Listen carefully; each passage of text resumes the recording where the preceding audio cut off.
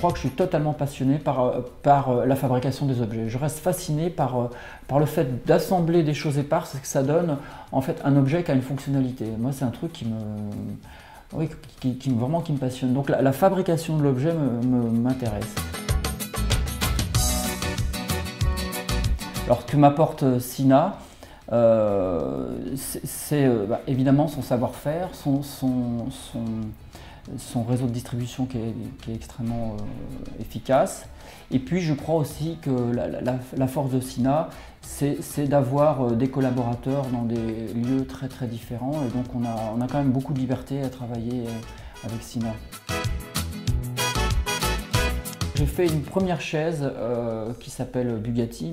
Et ce que j'ai voulu dans cette chaise, c'était d'utiliser de la tôle et d'utiliser des techniques automobiles. Parce que pour moi, comme je voulais faire une chaise qui soit à la fois légère et industrielle, je me suis dit que la tôle d'acier était vraiment la matière la plus appropriée. Donc j'ai voulu à la fois garder cet aspect de légèreté, en tout cas légèreté visuelle, d'où la tôle ajourée, et j'ai voulu garder ce principe de mise en forme très simple, mais avec un décor assez marqué, d'où le froissage.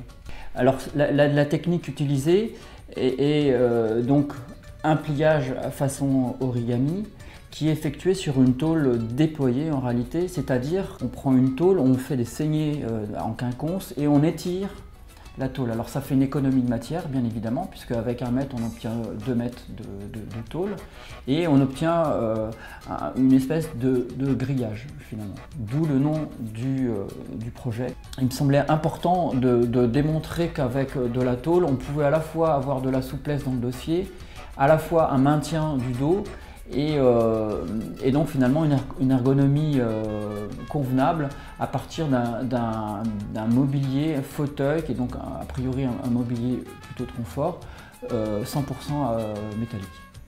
Après, ce qu'on peut dire, c'est que du coup ça destine aussi le meuble à la fois à l'intérieur, si jamais on le nourrit de quelques coussins bien à propos, ou alors effectivement en extérieur, ça peut devenir aussi un fauteuil confortable. Je crois que c'est un meuble qui raconte totalement son processus de fabrication, à la fois dans l'étirement de la tôle, à la fois dans le repliage et dans le froissage.